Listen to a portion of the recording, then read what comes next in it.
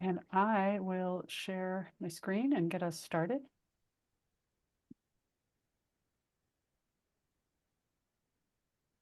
Okay, and thank you, everyone. Welcome to this presentation from the Seattle Special Education PTSA, talking with your kid in special education about sexuality. And we'll be here for about an hour and a half.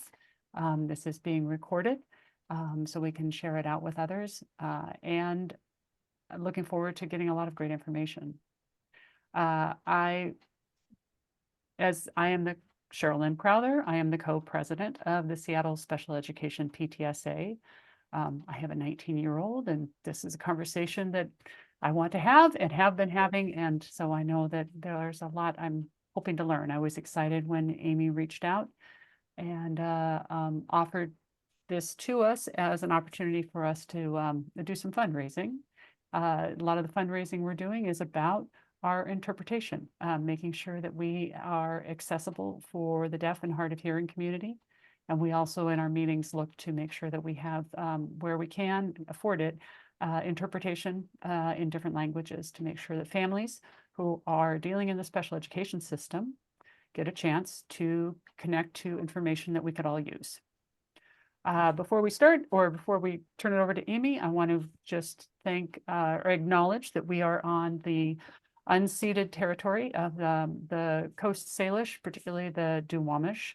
And in the world of land acknowledgements, it's great that we recognize that, in fact, there have been people on this land for thousands of years. It's also important to recognize that those folks are still here and are going to be part of our future, and have a lot of knowledge around land management. And if you are interested in the land back movement and in some of the actions, you can check out Real Rent for the Duwamish. Thank you. Okay, that said, I'm excited to see people heading in here.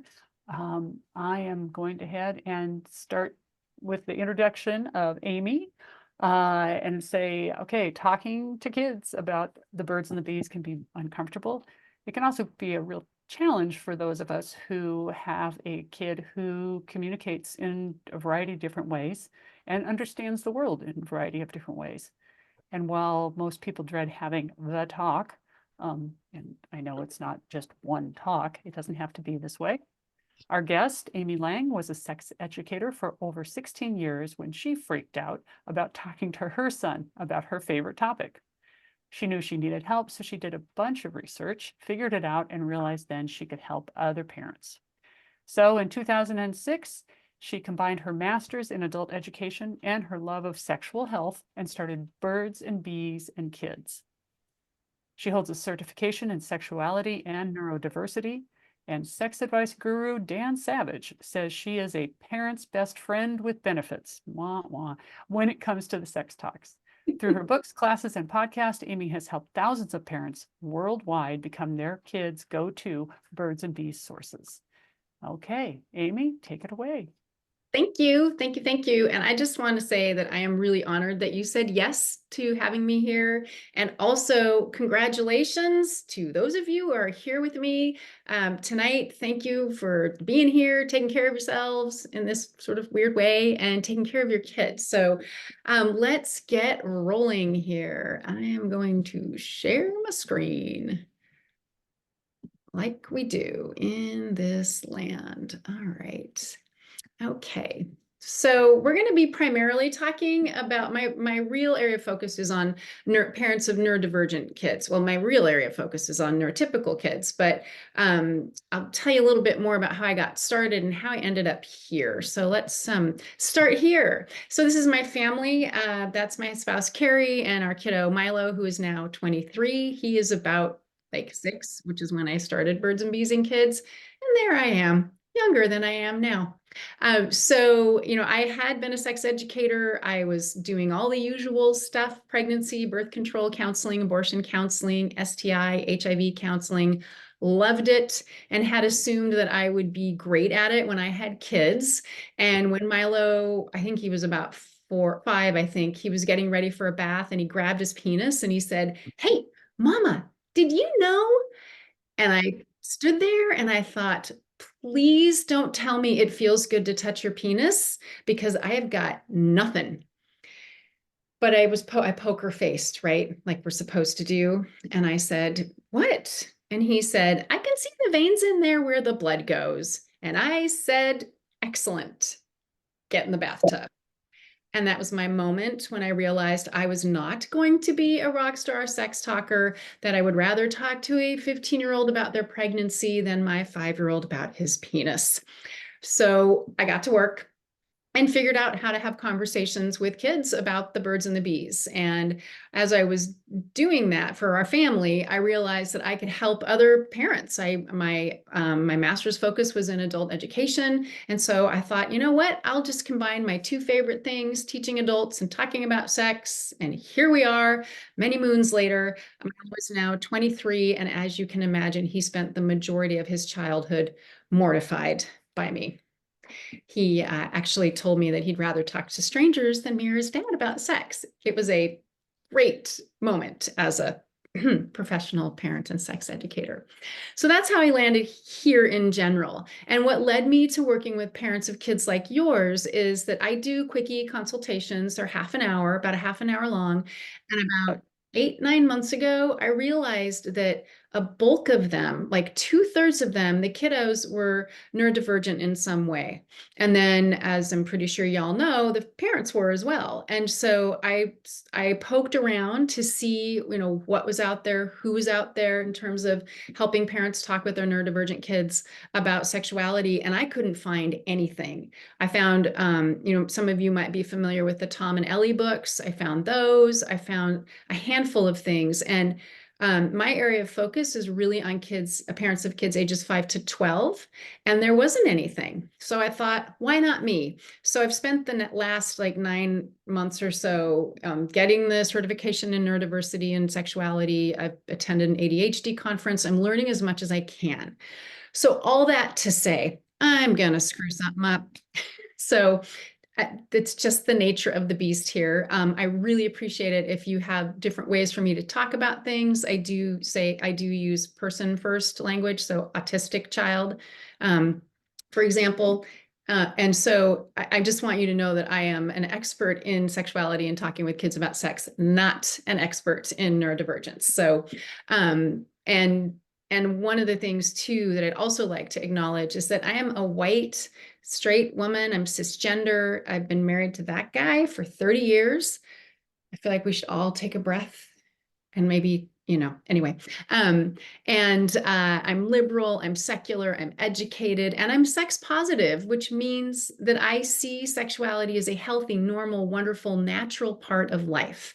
And my goal tonight is help you lean into some of that a little bit, the sex positive piece. So when we talk about sex, values are always in the mix, and you're going to hear mine. And I want to assure you that everything I'm teaching is research and evidence-based. And when we're done, you'll get a recording, you'll get a bunch of resources from me, my favorite books, and some other information so that you can continue your learning and to make it easier for you to pick something to work on. So I'm a big fan of baby steps. Anyway, that's all my blah blah. So let's get to the fun part. So here's what we're going to talk about. We're going to talk about why you are so important, why talking with your neurodivergent kiddo is so important, how your kid is different when it comes to these conversations. I'll give you some specific tips. We'll do Q&A.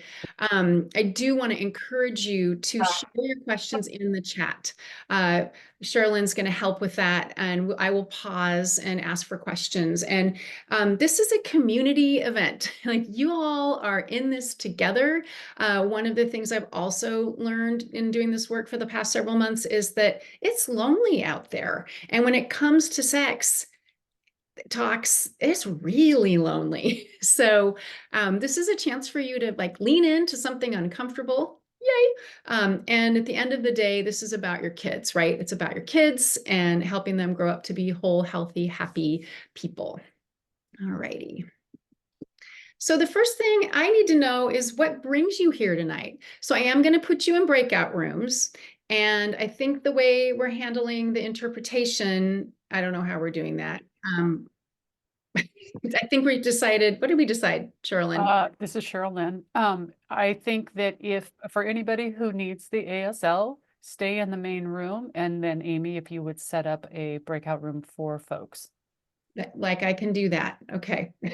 I'll get coached through that. And then the other piece is this is not required, but I encourage you to hang out with your new pals, and you can take yourself out of the breakout room and just hang out with me, and you're not required to talk to me either. So let's make that happen. I have to do math. Okay. 23 people, and I want like 4 in a room. So is that, oh, 5 to 6 participants per room. Oh, I love this. They did that. They didn't always have that. Okay. Alrighty, so here we go. Oh, I'm going to take the co-hosts out. Alrighty, goodbye. See you in about 3 minutes. Let me just double check that. Yeah, 3, here we go. Just changing that. Okay, all right. Goodbye. Good luck.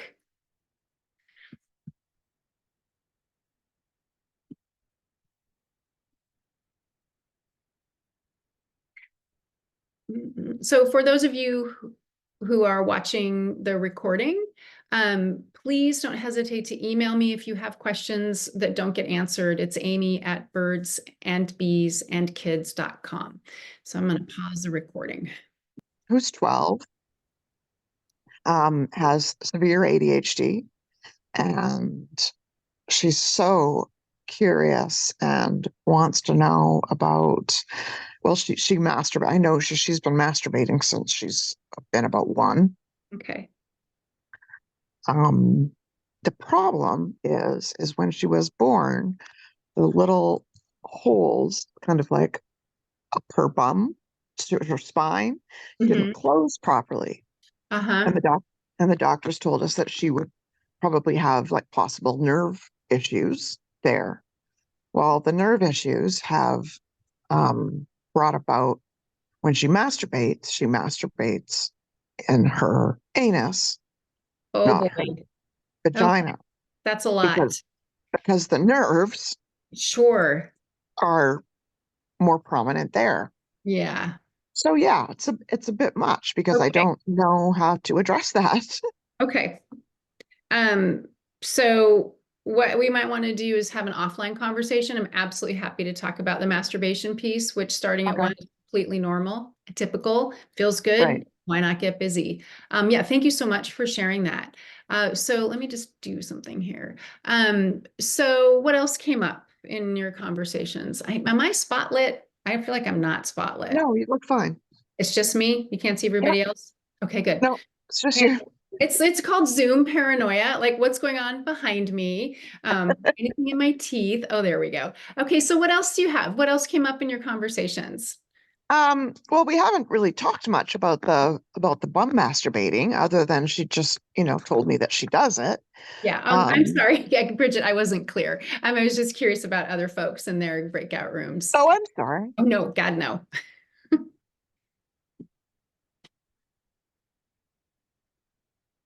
This is Cheryl Lynn. I think what I heard a little bit was there's stuff that goes on around school, stuff is heard, and parents want to have some knowledge on how to have the conversations. Another one, more power to our grandma here on behalf of parents who are busy with bedtime and such. Yeah. Oh, excellent. Yay. Grandparents can be so helpful. Yeah, go ahead, Carrie. We were just talking about keeping our girls safe and educated and, what we can do when they're, when they can't always take care of themselves or, like that kind of stuff. Yeah, that's great. Thank you. All right. One thing that came up in ours is sort of trying to connect the dots in a way that makes sense, right? That there are pieces of the picture that are known, but how to sort of make everything Yeah. come together in a way that connects. Yeah, for sure. Not alone in that. Not alone in that. Awesome. Okay, thank you. So for those of you that would have more questions, would you please put them in the chat, the stuff that came up, because that'll just help me do my thing. All righty. Thank you so much for taking time to do that. All right, here we go. Back to this. Okay. And then I need to do this because I like to see, no crap, sorry. All right, so we did that. Thank you for sharing, and we're going to cover a bunch of stuff. So here we go. Occasionally you're going to see flowers, and that is your cue to settle your body and to take a breath, because this can be anxiety inducing. So just encourage you to play along. Here we go. Roll your shoulders. This will help you learn more. So we'll be visiting floral arrangements. Okay, so the first thing is this. When we think about sexuality education in general, historically, it's been very prevention oriented. And so if you think about your own experience learning about sex, it has been, don't do it. If you do it, don't get pregnant. It's not safe. It's not a good thing. People spend a lot of time trying to get other people not to do it. And here's the deal. That doesn't work. And so a mindset shift is to think about this in terms of preparing your child for this part of life. Sexuality is something we do from birth until death. Everybody's experience is different. And I believe your children have a human right to have information about this part of life, and for you to help them be as ready as they can be. Of course, that's going to look different for every child, right? Depending on any number of things, but they need this information. It's protective, and it doesn't have to be a gigantic, huge undertaking in your life. So I'm going to help you figure out how to parse it out, and so that you can feel better about having these conversations, and then your kids will be more protected and healthier. And your kids are vulnerable. Your kids are vulnerable. I know you already know this, but I just want to just make sure that you know that I know that they're more vulnerable than neurotypical kids. So here's the next thing. Knowledge is empowering. It feels good to know this stuff. And it's empowering when you have the information. And so it's empowering for you to get this information. And then it's empowering for your kids to have it at whatever level they can take it in. There's nothing better than being the smartest kid in your friend group about this kind of thing. Now, that can also be a problem. But generally speaking, for their self-esteem, it makes a huge difference when they have this information. Sorry, now my computer wants to run out of juice. Okay. So they have a right to a full life, whatever that looks like, and they are sexual beings. Like I said, we are sexual from the beginning. We do a lot of focus on our kids' education in general, and can they read, and this, that, and the other thing. But we're sexual and in romantic relationships or some kind of relationships, human relationships, for our entire lives. And so helping your kids navigate this, which is tricky for everybody and probably more tricky for your child due to the way that they're wired. And pretending like they're not sexual beings doesn't do them any favors. And I do want to be clear, like some people are really sexual, some people are not sexual at all. There's a spectrum of different ways of being when it comes to sexuality, but don't make any assumptions about your child unless they are super clear with you, which many are. Amy, So this the is other- Cheryl Lynn. I'm sorry, Yeah. Amy. The interpreter is freezing on screen, and so the request was maybe to have our videos turned off for a while and see if that Oh, makes go a for it. difference. Yeah. Yeah. Thank you all. If you'll Yeah, put thank yourself you. off video. Thank you. Goodbye. It's been good seeing you. So your kids are at higher risk for a variety of things. First of all, for sexual abuse, they're at higher risk to be taken advantage of. They are also at higher risk to unknowingly offend, and which is really unfortunate.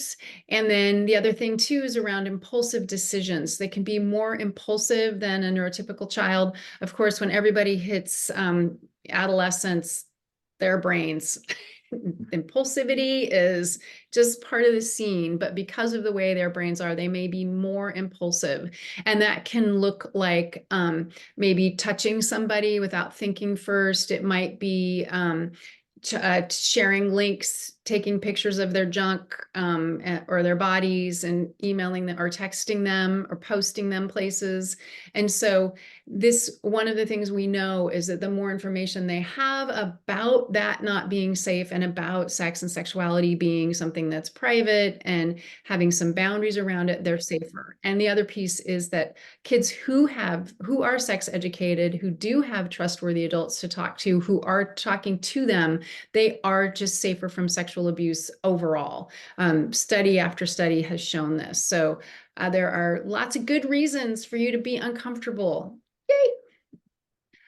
The other reason too is there's just endless unhealthy information out there now. You know, the average age of porn exposure is, well, there's a big study that came out that said it was 12. That's reported. That's reported. The study that they did, you know, people in my field, we don't believe that. We believe that it's more like 9.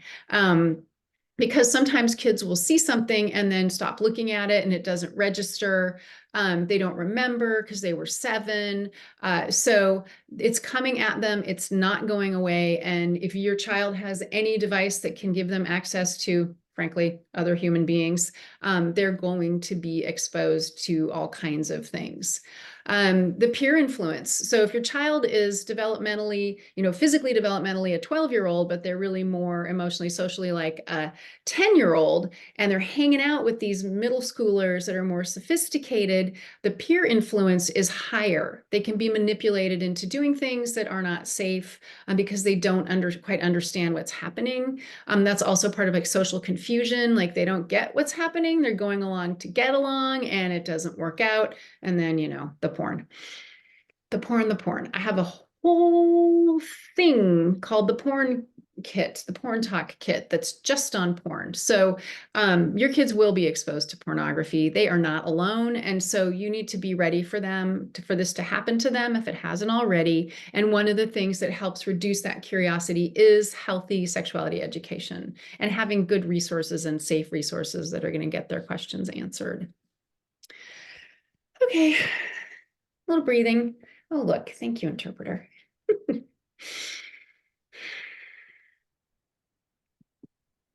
So why you? You have the most power. You have the most power and influence over them, especially with regard to sexuality until they are hitting the teen years. And we are talking like their peers are this influential and you are this influential until adolescence. And then I'm going to come back down here. Then their peers are neck and neck with you. So getting in the door early and consistently puts you in this position of power and influence. You'll be sharing your values with them. You'll give them accurate information. When you talk with them and you give them information and engage with them, they know that you know what you're talking about, even if you're faking it. We'll talk about that in a little bit. They'll be more likely to talk to you if something's gone sideways. They trust you. They trust you. And then this is really important. You know how they learn best. So you might have a kid who is really, doesn't read, but could handle a comic book. Or you might have a child who, who will only read, or, you know how verbal they are. So you know how they learn best, which means that you can tweak what's coming to them in a way that will make it easier for them to learn. And just a couple, we'll just hang out in fake flower land here for a minute. And so just a couple other things. It's going to take a bit to figure out what strategies work best for your child. I have a bunch of them, and we'll talk about those in a few minutes. But this is something that you're going to have to repeat. This is true for any child, but for your child, you might be having to talk about things over and over and over again, hopefully not to the point that you want to throw something, but just be aware. And again, you really do have the most power and influence, and you can use your power for good. And we'll talk about what to do with discomfort in just a minute. So just some other things about what's different for your kiddos. Their body and their brain might be out of sync. So here's your 12-year-old or your 10-year-old who's in her full grown-up body. but her brain is somewhere else, like she's like a 9-year-old. And so the attention she might get because she looks older than she is on the, looks older than she is on the outside, that can be a problem for her. Making sure that she knows, and all your kids know, like what's going to happen in puberty is really, really important. Their peers, again, are maybe ahead of them socially and emotionally, so that can make things complicated and confusing. And then just social stuff in general can be harder.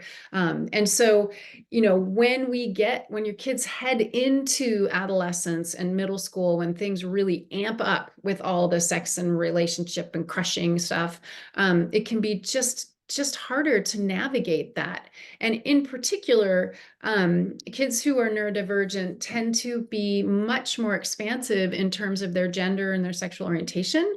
And so if you're in a community where everybody's straight and cisgender and not using, not identifying their pronouns and all that stuff, and your child does not fit that mold, it can be really, really hard. It's always hard for a child who is a gender or a sexual orientation that is something other than cisgender and straight. And for those of you who don't know what cisgender means, it means that your physical body and your gender identity, like how you feel about yourself, if you're a guy or a gal or neither or both, they like match is the best way to describe that. So and there's tons of information about gender, but as parents of kids who are differently wired, you need to be really aware that this is something that is very, very common. And in particular for kids who are identified as girls, they are much more flexible and exploring this.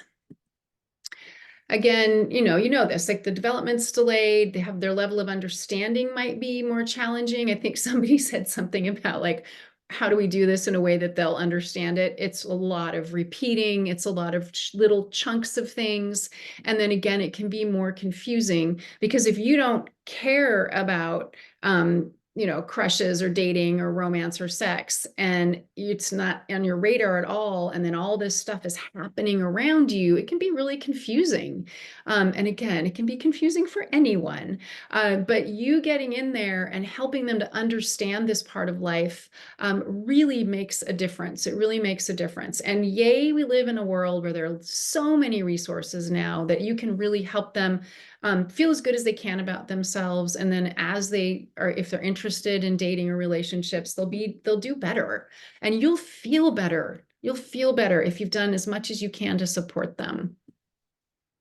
Also, they could be harder to talk with for a variety of reasons, just, how they communicate in general. Oftentimes there's more resistance. From what I understand, that kids who have sensory issues or who are sometimes just really struggle with the idea of growing up.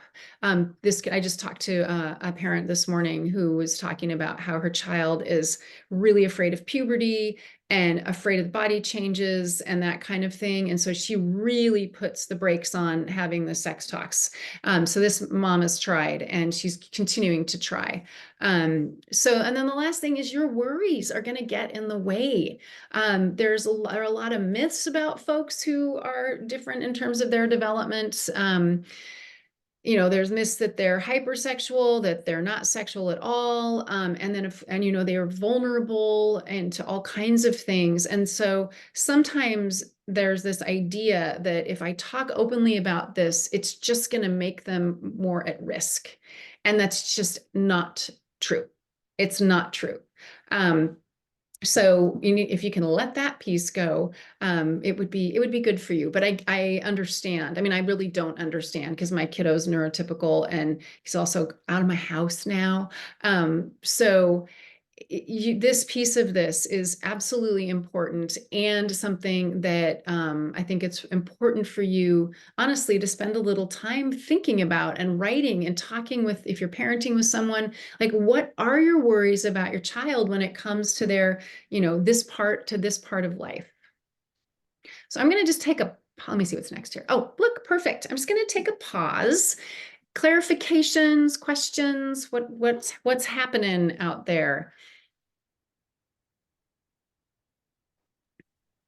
This is Cheryl Lynn, and let's see, I'm going to find a couple of the questions. I I did say that we would work to not have chat included in the recording. So if somebody wanted to keep somewhat anonymous, they could Oh. put something in the chat and have it removed.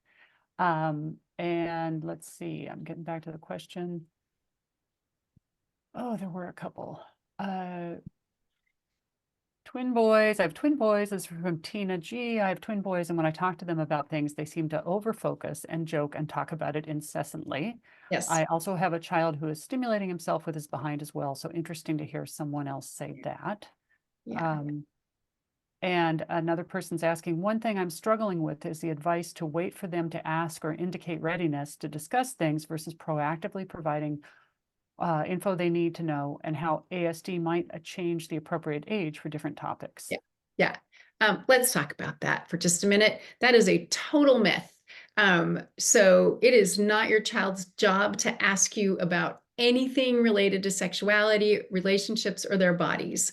You know, my child said he would rather talk to strangers. He also told me he would never ask me or his dad a question about sex. So it's not your kid's responsibility to initiate these conversations. They don't know what they should be asking. They don't know what they don't know. And so it's your responsibility. So I'm just going to give you free permission to just go for it. You'll be in control, and they do need to have this information. So yeah, that's a myth. It is a myth. So you can go ahead and bust that myth and talk to them openly. And then with regard to the ASD, so I'm going to talk about like what by when in just in a little bit. So I'm going to put a pin in that. And then let's talk about those twins and the joking and the hyperfocus. Are they 9? Are they 12? Welcome to being developmentally typical. This stuff is hilarious. And so that is like super common. And then if we have the added bonus of neurodivergence and hyperfocus, it could be that, and it probably is in there. But the other thing is that if they're getting a rise out of you, they're going to keep at it. They're going to keep at it because you're probably right. I mean, maybe you're like, hey, stop talking.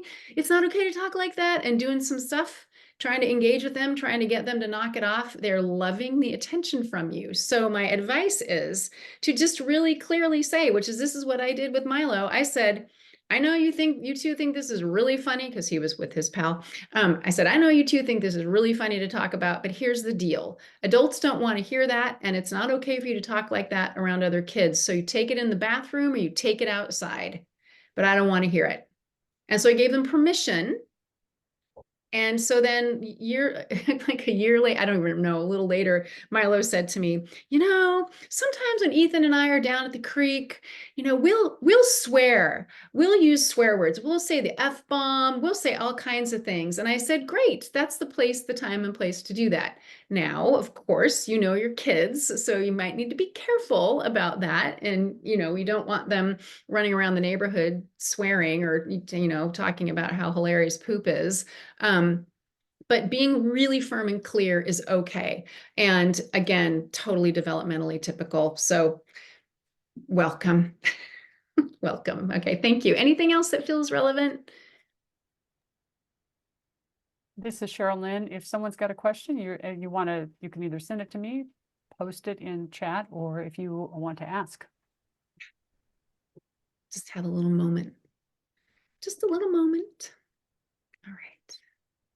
I do see a couple of notes about periods. Someone who's 7-year-old is really triggered by the thought of being hurt and the idea of bleeding, and so how to have the conversation about bleeding, healthy bleeding, and yes, someone else was talking about periods starting.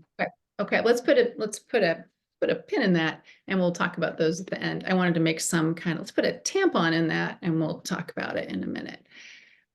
Okay, thank you for your questions. So let's talk about some strategies for your kids. We just talked about this a little bit, but I would love it if you would put in the chat, how do your kids learn best? The reason I want you to put this in the chat is because it'll trigger ideas for you. And so really think about that. And then we can talk about that a little bit. And I'm actually going to watch the chat. So how do they learn best? Reading books, watching videos, when it's their idea. Yeah, damn it. Thanks. Repetition, reading books and repetition. Awesome. One-on-one instruction. Thanks, Bridget. Thanks, Carrie. Books, direct info from parents when it's interesting to them. Yeah, that's really relevant. Motivated, figure out that TV remote. Yeah, figure out that TV remote really quickly, right? Books, excellent. Lots of books. Graphic novels, video games, audiobooks. Doing it together. Yeah. Hands-on learners. Anybody got a hands-on learner? Not that we want them to be hands-on learning the sex. Not now. Hand on hand for toothbrushing. Yeah. Okay. Cool. Well, there's something for all these ways of learning. And and the good news again, thank you for sharing those. The good news again is that that it's modern times. I've got great videos that are age appropriate for your kids to watch. It's a couple of different programs that will send you links for those that are they're sex positive, they're developmentally appropriate, and they will really help your kids. Like as many different ways as you can get this information into them, the better.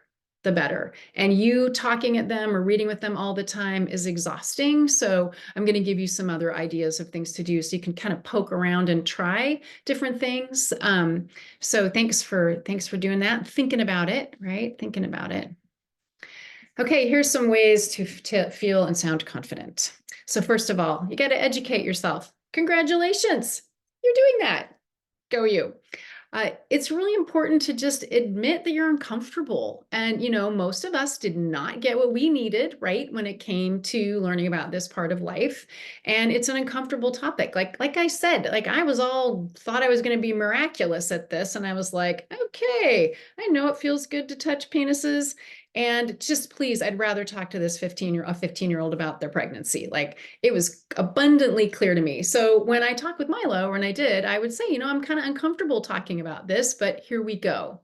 And then it is okay to make mistakes. You do not have to be perfect at this. I don't know if you've noticed in parenting, perfection is impossible. And when we're adding this layer, like the layers of your kiddo, the way they are, and then your situation in your own personal life, there's no way you're not going to be perfect at that you're going to be perfect at this. So if you say something and you're like, oh, you know what, I did not say that right, or you're having a little chat and something comes out of your mouth and it's not your value. So one thing that people often say is that sex is for marriage, right? We've all heard that. Is that true? Sure. For some folks, ideally, sex is for marriage, but for me and probably you, I did not have sex. I mean, I had sex after I got married, but I'd had sex before. So if you say sex is for marriage because you want to kind of isolate your child and prevent your child from getting busy sooner, that's not okay. So you can come back and say, you know what, when actually people have sex before they get married. And, so I just wanted to let you know that when somebody's ready for sex, they're grown up, they can have a conversation with their partner about if they want to have sex, the kinds of things they want to do. If pregnancy is an option, they have birth control, and they make sure that their partner is really ready. So when I talk about this, what I say is for later in life. Sex is for later in life. And then we'll talk more about that. If you do believe that sex should be preserved for marriage, then say, in our family, we believe. And you also need to say that, this can be hard to do. And let me know if this is happening. If you're thinking about having sex, we'll make sure you're okay and feel good about your decision. So if you make a mistake like that, you can go back and correct it. And the nice thing about children is that they don't notice. Unless you make a huge deal of it, they don't notice. Here's some other things to do. You need to plan what you're going to say, practice, and then fake it. You have to pretend to be confident sometimes. And so the planning is doing things like, I have a book called Sex Talks with Tweens, and it's all scripts. So the planning is like, so we're talking about periods, right? So you got to talk about periods. Well, really, you got to talk about tampons, right? Everyone should know what a tampon is. So find the script, practice it, and then talk about it. And so if you have a person who won't be having a period in their life, then they need to know about tampons and pads and periods as well. And so that might feel awkward, and you just like suck it up, keep your poop in a group, and have the conversation. So planning is not cheating. Writing things down before you say them, reading something to them is fine. You just say, I feel uncomfortable, so I'm reading this. You can say, I just need a minute of your time, and set a timer. So the practicing and the planning are really important, especially for the really hard stuff, right? Especially for the really hard stuff. And I know for some of you are like, it's all hard. All right. More talk tips, be direct. So pussyfooting around stuff and using kind of careful language or using too many words is really hard on everyone. And so that's the first thing. Keep it really short, and you're going to have to repeat yourself. So let me, I don't know if I have this in here. Let me just peek. Oh yeah, here, let's go back. Come back. Oh, dang it. I sometimes hate these things. Shh, don't look. Okay, so here's an example. So I'm going to give you a script for, we'll do tampons since I already talked about it. So first of all, you can say, first of all, you're just going to be really direct and just say, hey, this is sort of not direct. Hey, I was just thinking, do you know what a tampon is? And you always ask the question first and then see what they say. They're going to be yes, no, whatever. So no matter what they say, you say, oh yeah, okay. Well, this is what a tampon is. A tampon is a cotton plug, and it goes with a string attached to it that goes inside a person's vagina, and it catches their blood when they're having a period, when they're having their period. Not everyone uses them. Lots of people do. It's really important if somebody's using a tampon to change it pretty frequently. It's a really convenient way to manage a period. Any questions? Short, direct, the repeats later. It's like you're in the grocery store and you're like in the tampon aisle, like, oh, hey, look at all these different tampons. Remember? And then you can probably just say the period part, right? So the reason I want you to be direct and short is because it's easier on you, it's easier on them. And one of the things I've learned about autistic folks is that you can just be super direct, that being careful and kind of trying to navigate, it's just not worth it. You don't need to do that because of the way their brains work, which is lovely. It's lovely. I just had a mom, I was at a conference in Oregon, and she said, you know, my kid, autistic, and I just really want him to learn, but I'm really nervous and I don't want to give him too much information. And she's talking and talking and talking. And I was like, hey, calm down. I've got resources for you. I didn't say calm down. I've got resources for you. And here's the good news. Just talk. Just tell him. You're not going to hurt him. And so that's one of the reasons. And really, it's mainly about you. It's for them too, but I'm all about your kids, but I do need you to get to your children. I mean that in a loving and not creepy way. All right. So next, I'm going to speak to their cognitive ability. Also use materials that are in their cognitive, range. Use visuals, and then be really step by step with things. So I have some books for for kids who have higher support needs that are very step by step. If your kids have middle to low support needs, or they're more, they're cognitively a little more further along, or more, I'm sorry, I'm using all the wrong words. So I think you know what I'm trying to say. If they're 9 or 10-year-old, cognitively, you can use 12-year-old information for them because they will understand as much as they can. So, which leads me to a side note. Don't assume that they're not able to digest the material. Don't assume that. And we'll talk about what's TMI in just a minute. Okay. Body awareness for you. Don't make eye contact. None of this. Nobody likes that.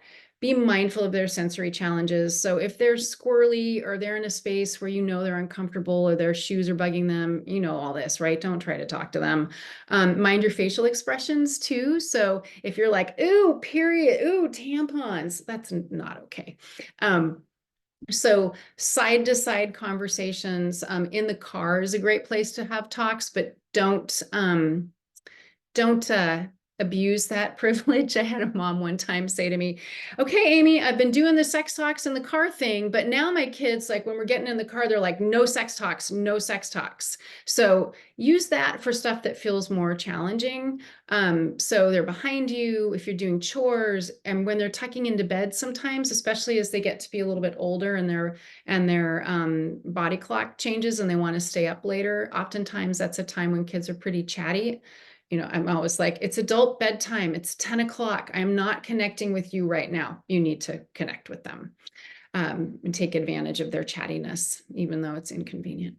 Yeah, we just talked about that. And then there's always yelling across the room. So what this means is that you're reading an article and there's something about, oh, I don't know, prostitution. Just kidding.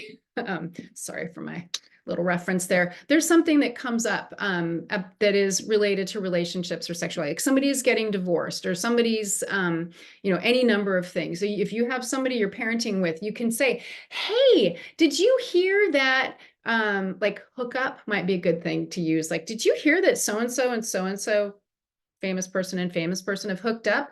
And then your partner says, yeah, they've gotten together and had sex. I didn't know they were in a relationship. Yeah, sometimes people do that, right? So you're just talking in a fake casual way. This is all legal. It is all legal. I want you to use all the tools in the proverbial toolbox. And that one can be pretty entertaining. Another way you can do yell across the room is like when you're on your way home and you think like, oh man, we got to talk about this. You can text your partner or whoever else is at home and say, hey, when I get home, let's have a conversation about, I don't know, I will just do tampons again, about tampons or something. And so you're queued up to have the conversation. It's just between the two of you and your kids are around and overhearing. All completely legit. Oh, look, nature. So are there questions? Just my lovely assistant.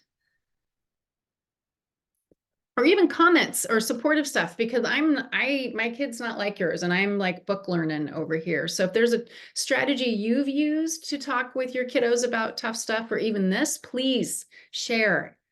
Please share.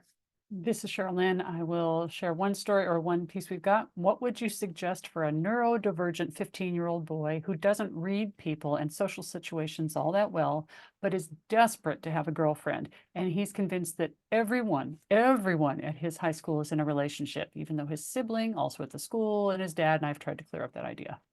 Yeah, that is a big one. So let's do that at the end too, so I can like cogitate on it a little bit.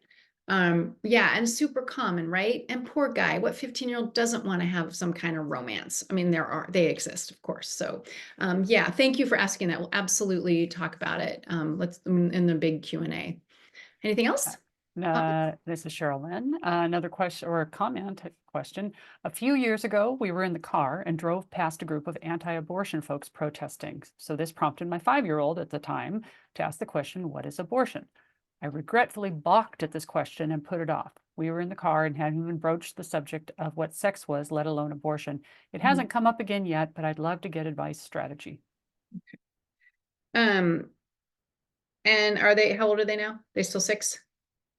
I looked, this is Sherilyn, looking at the numbers, probably 8 or 9, maybe. Okay, I will handle that because it's a really good example of a spontaneous sex talk moment and how to like plan, et cetera, et cetera. So don't beat yourself up for that.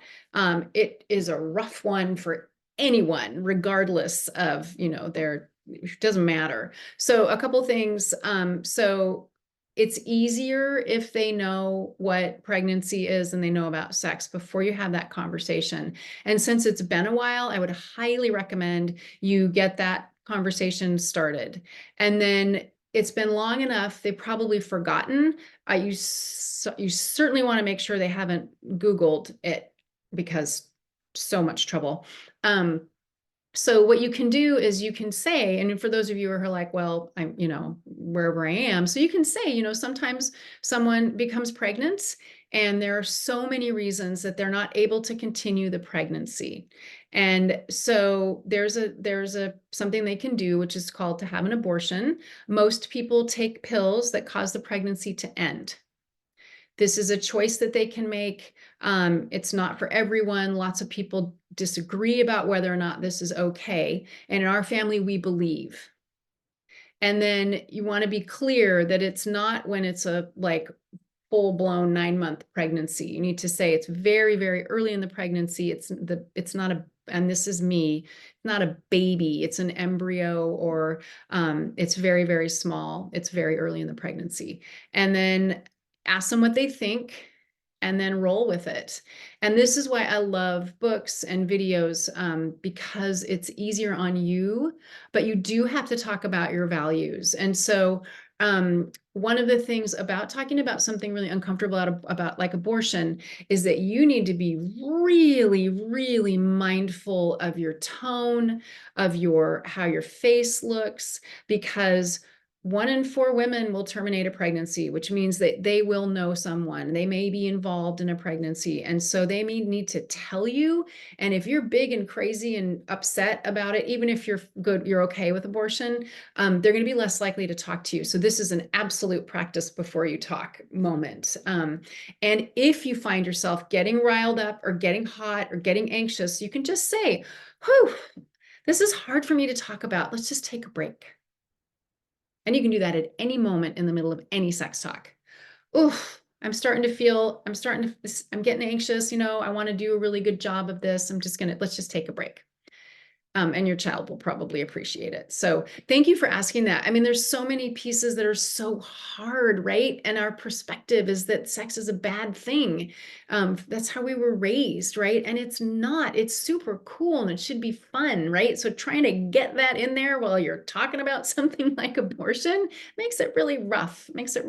So, so thank you for asking that. Thank you for asking that. So, Sherilyn, is there anything that feels relevant to our moment? Just somebody had also shared that same question came up for someone and their kiddo is in their teens. And then another comment about talking about bodily autonomy. You get to decide if you want to have a baby. Yeah. And with the expectation there will be more questions as they go along. Sophie Sheriff Gold does ask, are there ASL signed sexuality videos for sex ed? Do you know? I feel like there are. I will ask my I will ask my people in my sexuality world and see what I really think there are, but that's as far as I'm going to get. And so I will dig around. I can't imagine that there aren't, but you know what? I can imagine that there are. Oh, this is Sherilyn. Sophie Schifra is asking a question.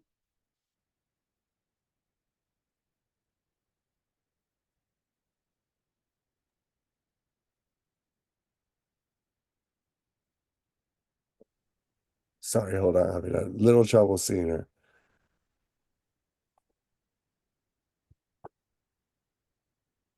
Hi, my name is Sophie Shifera, and I am deaf.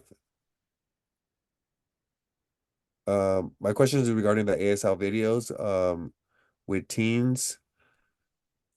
Are there any current videos involving sexuality as well? Or do you know any resources? Because I work with kids and sexuality as well, and sex education.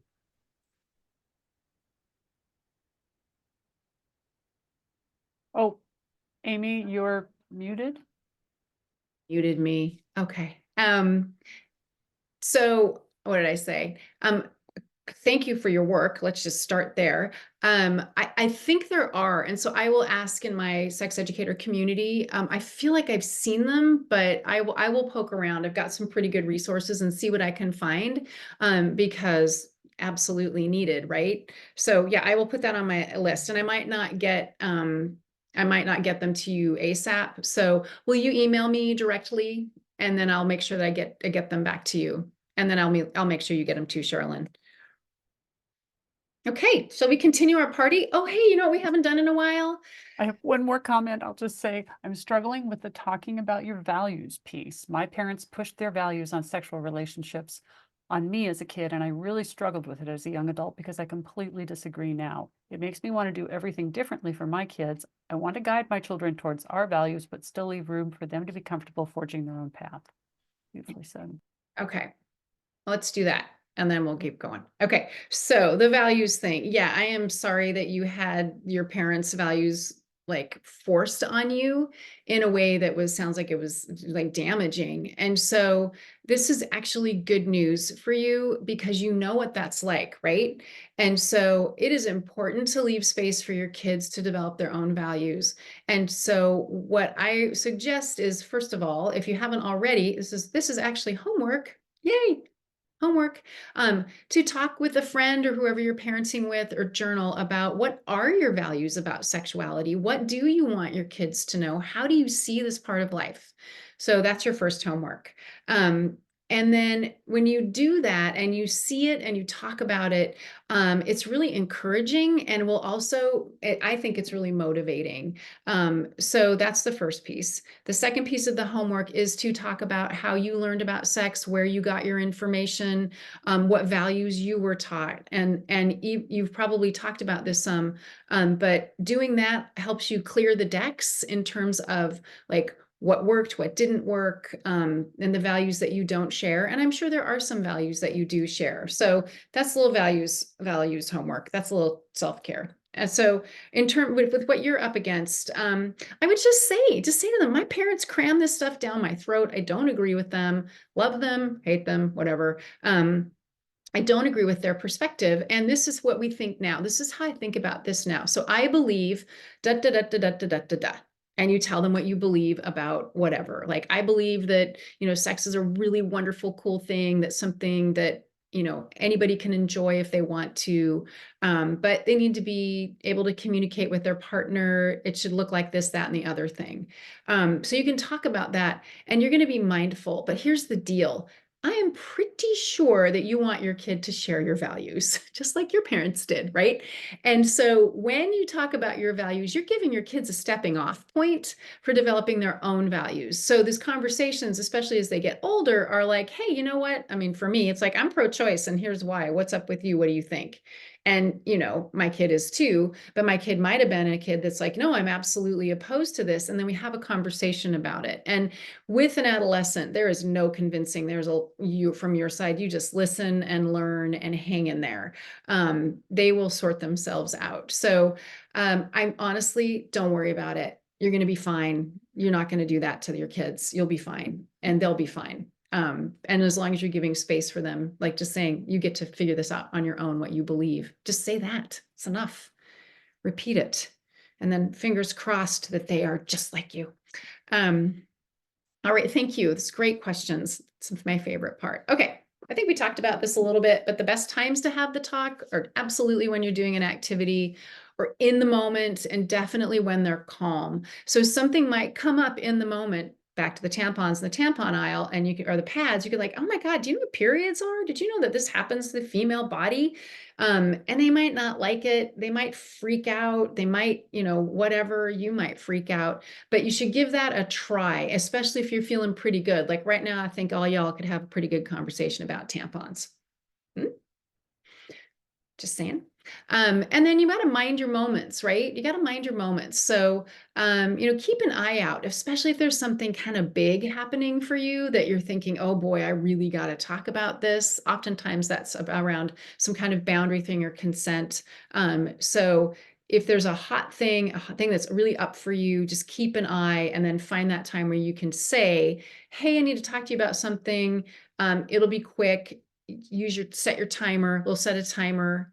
You can also say things like, you do not have to respond to me.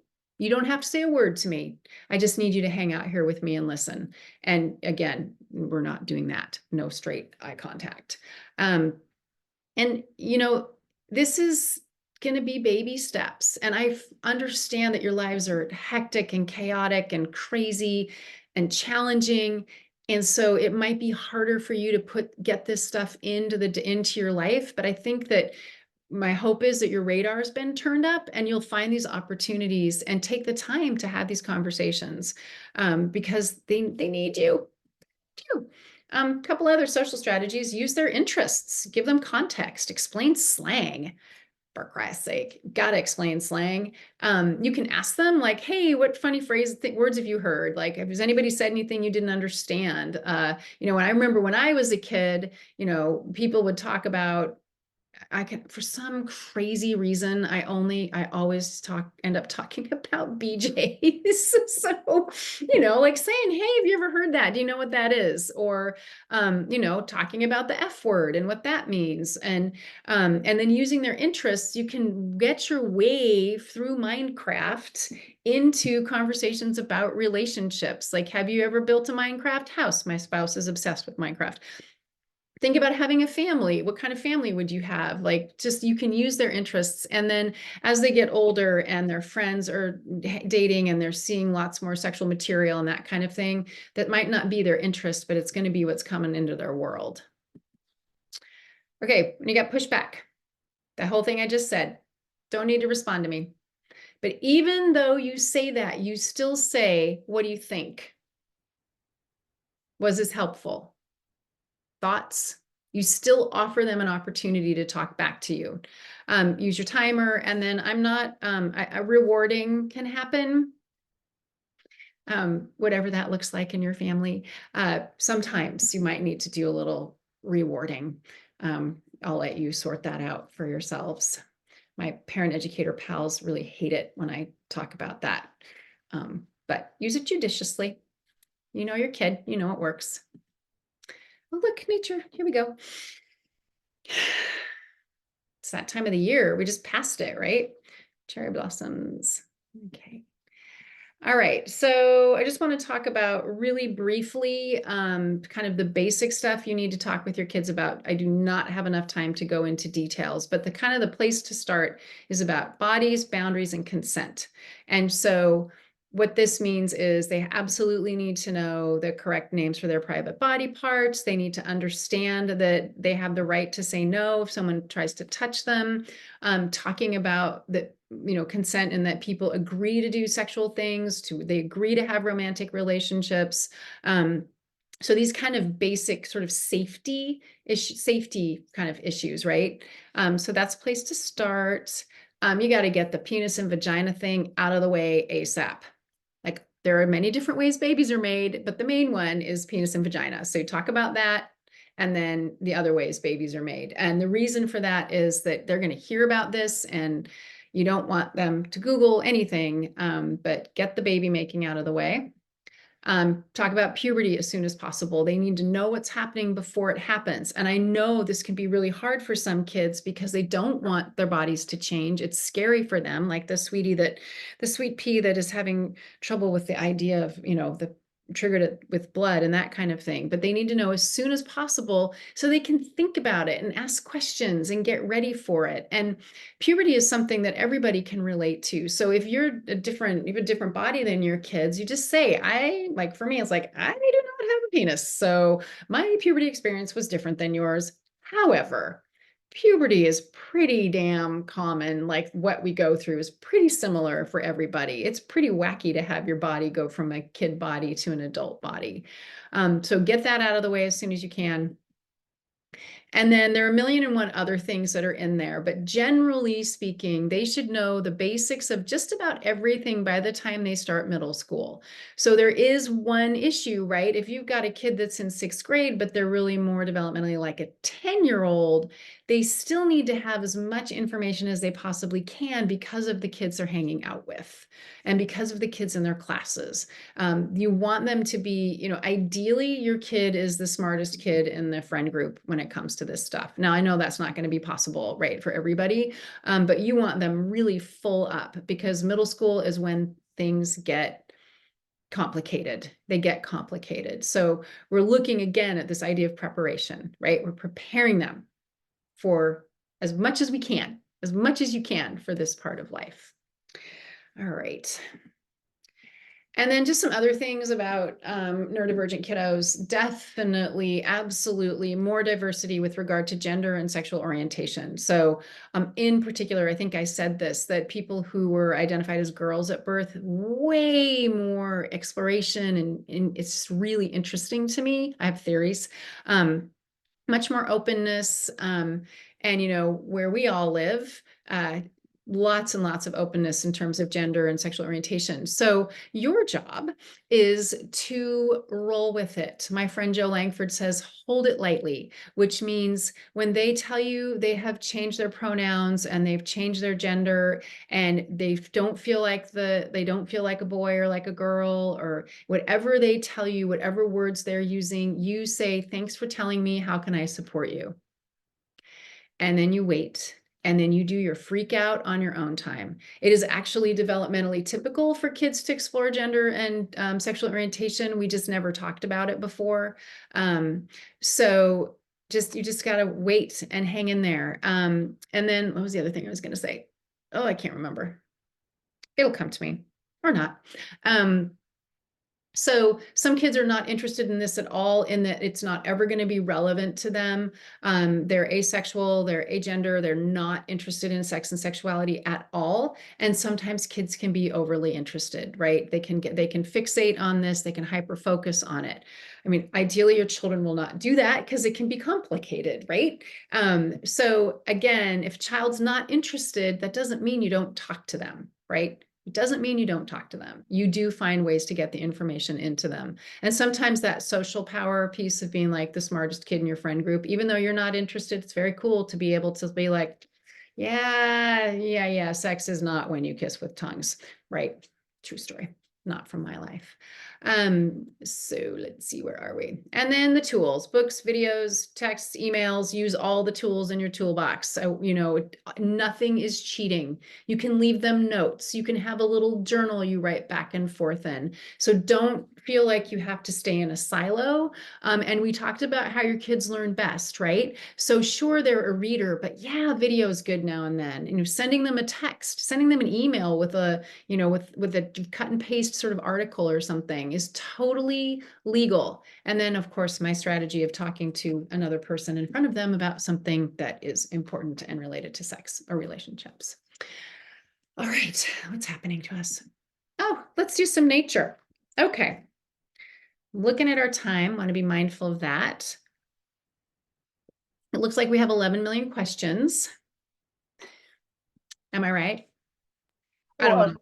This is Sherilyn. We've had conversations in here trying to find some resources. Somebody had suggested the DCMP, which I believe is the descriptive captioning. But as Sophia looked, the video was made in 1997. So Who's surprised? yeah.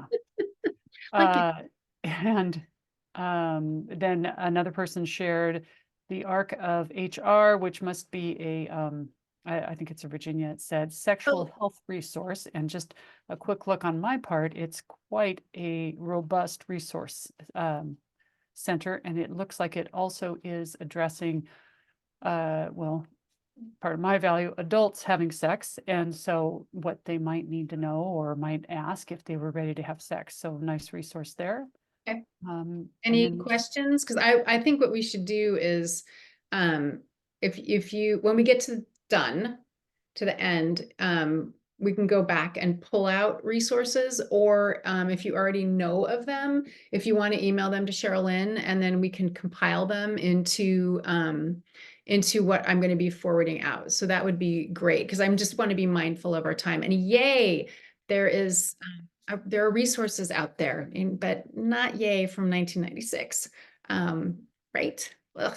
Okay, let's see what else is happening to us. What's going on next? Okay. So before we get to the question part, let's go back here. I have something that I've been working on. It's called the Birds and Bees Solution Center for Parents of Neurodivergent Kids. And I have a Birds and Bees Solution Center that is for typical kiddos. And basically what this is an online resource that you can access whenever you want. It's completely private. And I give like we're just doing an overview here. Like you can tell that we could be here for days talking about this, right? So I give specific tips for talking for neurodivergent kids, like way more details. There's sections on consent and abuse prevention. There's a big section on online safety because it's such a huge damn thing. Video on navigating puberty, gender, sexual orientation. And so it's not done yet, but because you are brave and smart and all those good things, you can purchase it ahead of time. Oh my God, what's happening here? Sorry. Why are you doing this? Oh, because I'm sharing my screen. Oh, there we go. 1 second. I just want to share the link with you. There we go. I have a million things here. So it's, oh my God, sorry. I'm having one of those days when my tech is sideways. Is it in here? No, I put it in here. Apparently I didn't. Oh well. Pants on Fire. I will send you the link to that. I seriously, where did it go? Sorry. So I will send you the link to that. Maybe it's, let's try something here. Nope. Oh well. Sorry, I'm very excited about it, and I will send you a discount code, and it's going to be like, there's nothing like it. And I just want to say how sad it made me when I could not find resources for parents of kids like yours. It's just, it's not good. It's not okay. So I'm creating that. Anyway, let's get to your questions. So what I would love to do is, if you are willing to speak your question, it would be really nice to hear your voice. It'll give you an opportunity to practice being open and uncomfortable at the same time. And also hearing in your words what you need help with makes it tons easier for me to give you the best advice I can. So if somebody's feeling brave, you can raise your hand. This is Sherilyn. If you want to go ahead and stop share your screen so we can see. Kind of you. Thank you. Look at you. You know what you're doing. And I'm still spotlit, right? Because I'm paranoid about this. Okay, because I can see everything. So if somebody has something that's top of mind, and remember, if you ask it, you're going to be helping another parent.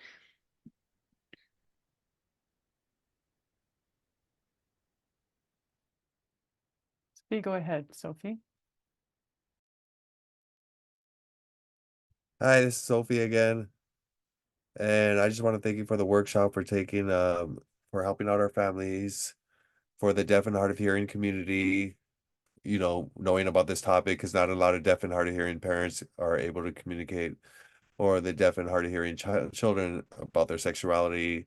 I think it's very important for this, that you give this to the families and for their futures.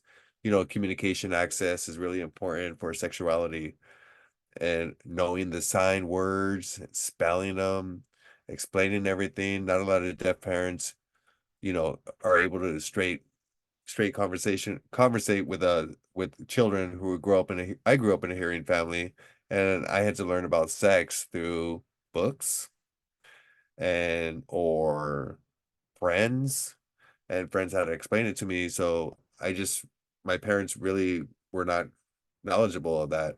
It's just weird. Amy, you're muted. Amy, you're muted. That does not work for me. Most of our parents were terrible at this, and they didn't have the words, and they did the best they could, which looks like what you just talked about. So yeah, thank you. I mean, I wish there were more resources, and for everybody, right? And my stuff will be captioned, so that will all, that'll be helpful as well. But yeah, I will dig around. I know there's a program that people are doing for the deaf community. It was part of the course I took, or my certification. So I will dig that up for you. But thank you, thank you, thank you. Okay, anybody else feeling brave? Another one. Hmm. When you said something about sexuality, like you said certification, were we able to take classes to get certified like that? So mine was, am I not muted? I'm not muted. It's a miracle. Oh, I like that. Okay, so the course I took was through a college in Canada. And so it was an online course specifically about sexuality and neurodivergence and disability too. So I can get you the information about that. But if you're interested in teaching sexuality, like working with families and kids, the Our Whole Lives program through the United Church of Christ and the Unitarian Church is fabulous. It's comprehensive, and they have a secular version. So if you're interested, please reach out to me. They are super, super progressive, and they would love someone like you. And they may already have somebody. I don't know. I'm really good friends with one of the people that writes the curriculum, so I will check that out. It's my, like, if you have a child in the private school, they can pick. Oh, can I finish? Sorry. It's like, I can't hear you when you interrupt me. Just kidding.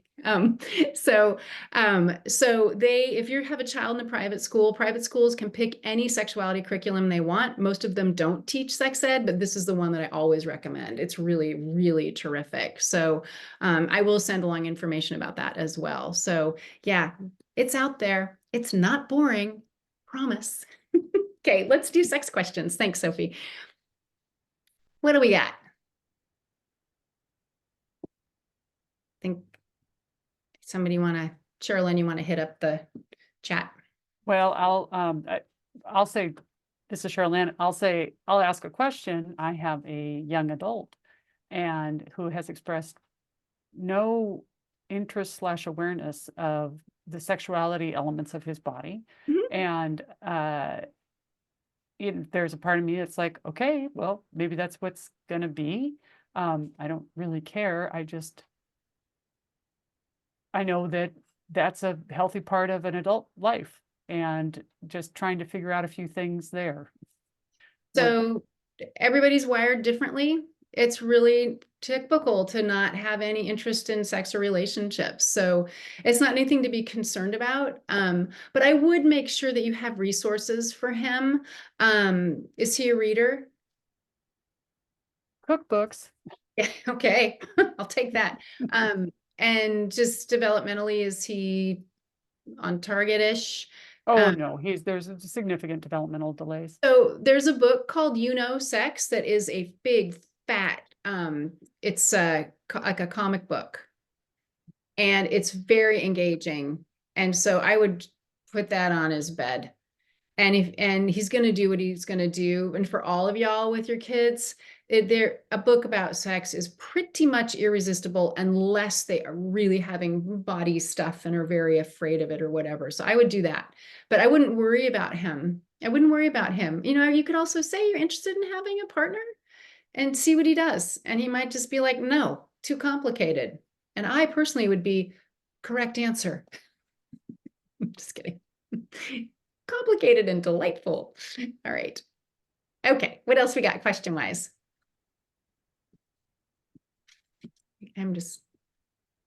Oh, Sophie's sharing her email. Anybody know anything in the chat?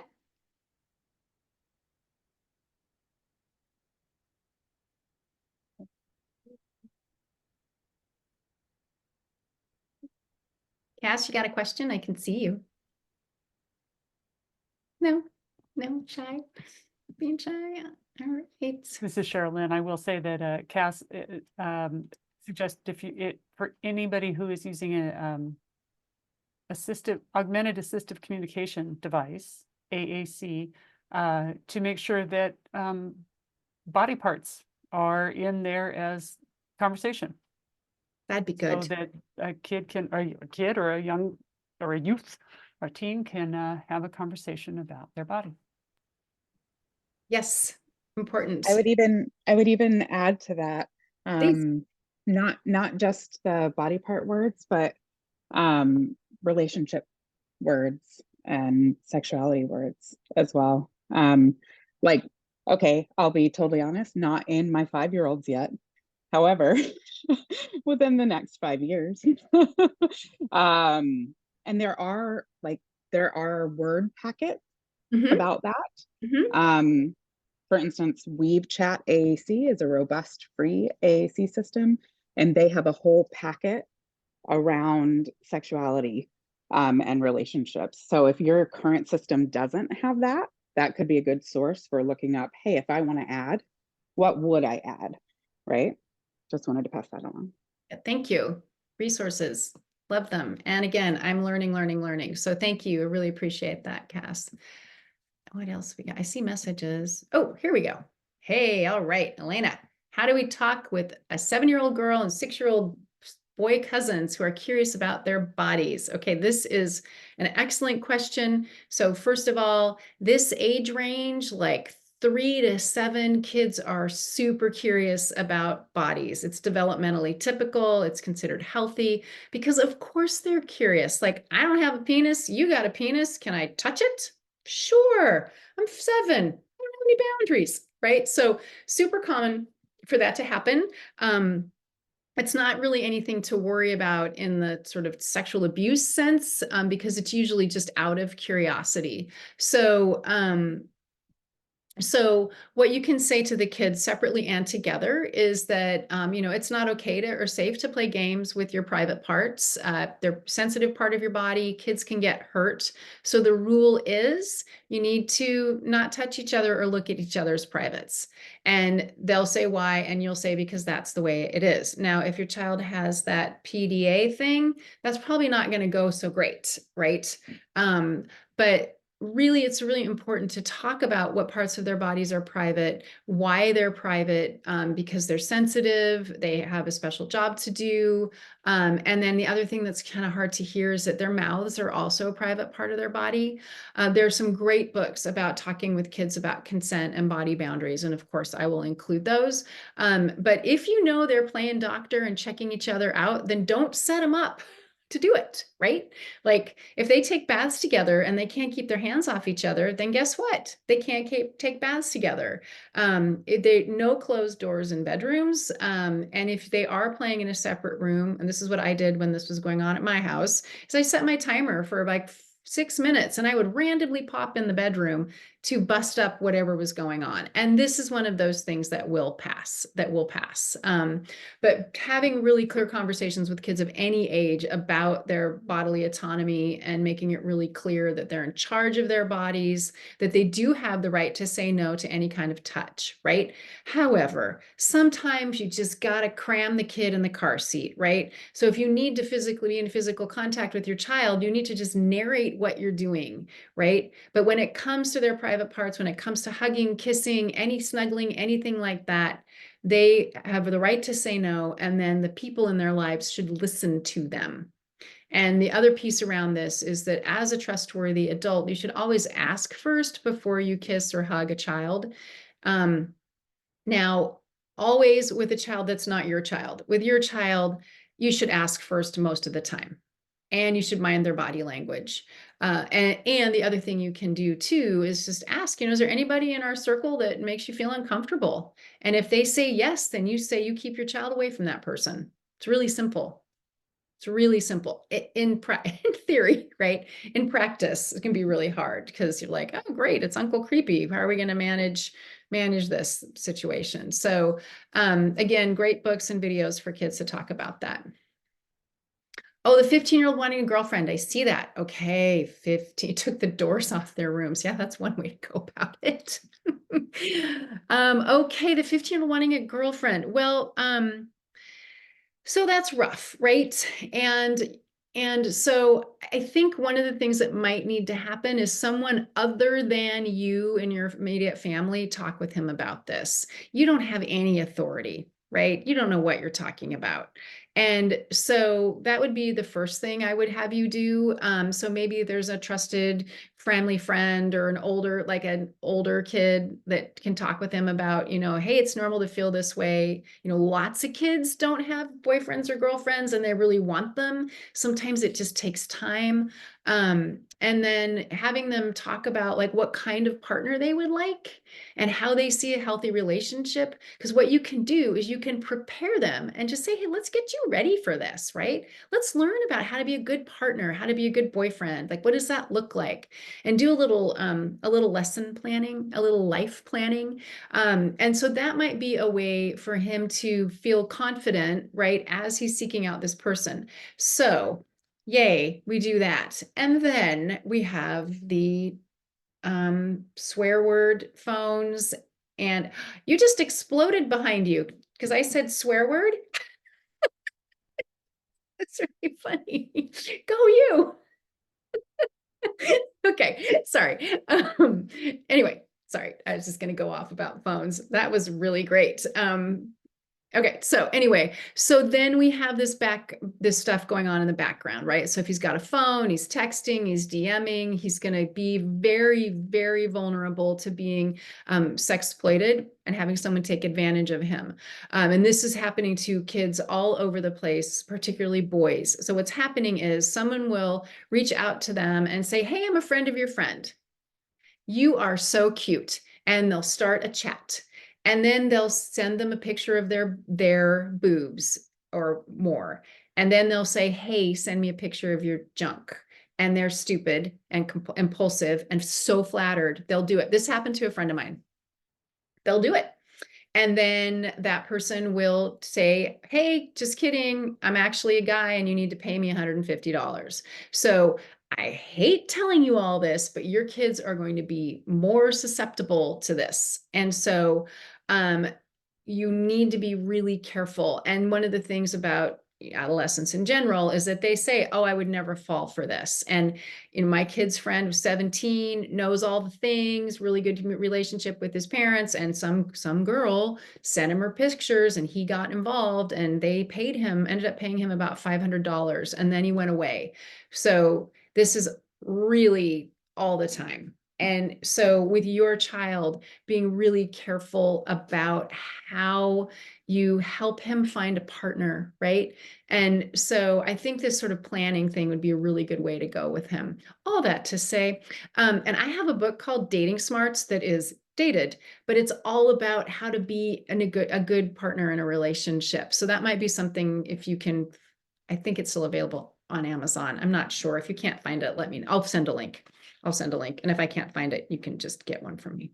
Yeah, I lead you through I lead them through a first date, like what that should look like, asking someone out, those kinds of things. So it's sweet that he wants to be a boyfriend. I think it's really sweet. All right, we're kind of getting over time. Is there anything burning up? This is Cheryl Lynn. I was just checking, was there a second question that came up we were going to talk about? Let's see, stay educated, connect the dots. Oh, the periods and the 7-year-old. So I think the sooner the better, talking with her about it. I think, the more you can emphasize that it is a natural process of the body and that everybody does it and it's not like having a cut. I think there's the Tom and Ellie, the Ellie book about, I think there's one about puberty. I imagine that does a really good job of talking about periods. And it can be very scary to be suddenly bleeding, right? Even if you're ready for it. So I think what would be the best for her is to even have pads ready, have stuff ready for her now, so that she's really ready for when it happens. And I know she's really little, so maybe you say, when you're 9, you can carry these in your backpack. And if she wants to do it now, just in case, let her try them on. And so she understands there's a plan for this. Now, this is, your kiddo being triggered at the thought of bleeding, like I'm a little bit out of my wheelhouse here. But I think just, reassuring her and waiting, and then she may need to have some kind of extra support around this as her body starts to change. But I think the more you can be calm and normalizing for her, or maybe even really make it simple, like, hey, this is these little pieces to getting to why we menstruate, right? And then, she probably will never want to have sex either. So it could be like a bonus. Just kidding. I need to learn how to say that. Okay.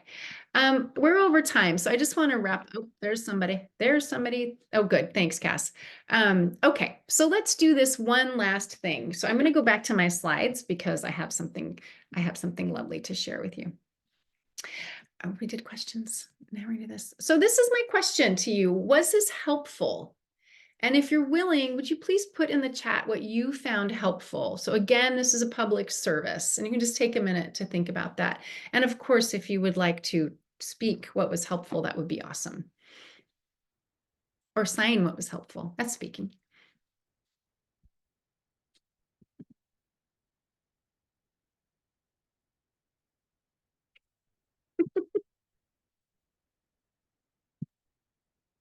This is Sophie. Thank you so much. Yeah, thank you. Okay, get a couple people in there. Oh, yay, helpful, helpful. All the interpreters, reinforces. Okay, cool. A few more scripts. Great. Great, great, great. Thank you. Yeah, cool. Okay, thanks. Okay, here's my last thing. This is my favorite thing. I mean, the whole thing's my favorite thing. So Peggy Orenstein, who wrote wrote the books Girls and Sex and Boys and Sex, which I highly recommend you read, but not back to back. They're a little bit intense. She says sexuality is about responsibility and joy. Responsibility and joy, and pleasure and trust. Responsibility and joy and pleasure and trust. And of course, I have to get involved.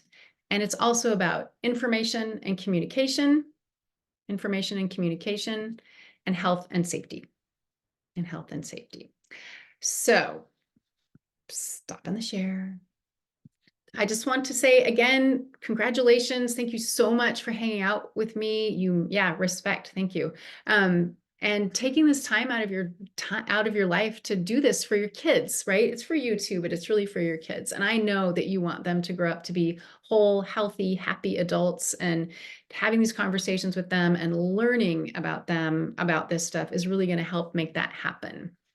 So thank you all for being here. I will be sending you a bunch of resources, and I'm going to stop recording, and I'm happy to hang out a little bit if you want to chat more. And Cheryl-Lynn, do you have anything else you need to say at the end? I will just ask, I'm going to share my screen and say that, oops, if, and I just shared the wrong screen. I'll do it this way. Encourage people to join our PTSA.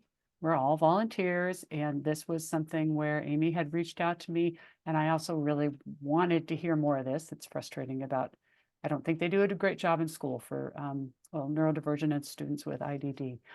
If this was really helpful, or if you want to help this when we share this out, if you go to the membership and you simply want to donate, that will take you to our, you can drop down, well, I say you can drop down. You could just call it member scholarships, but every penny helps. We don't have a school base, and so our fundraising is really just to our members and working on grants. So that's what I wanted to say. Really appreciate everyone showing up too. Same. So we'll send the link to that in the email with all the resources. Okay, thanks for being here. And like I said, stopping recording.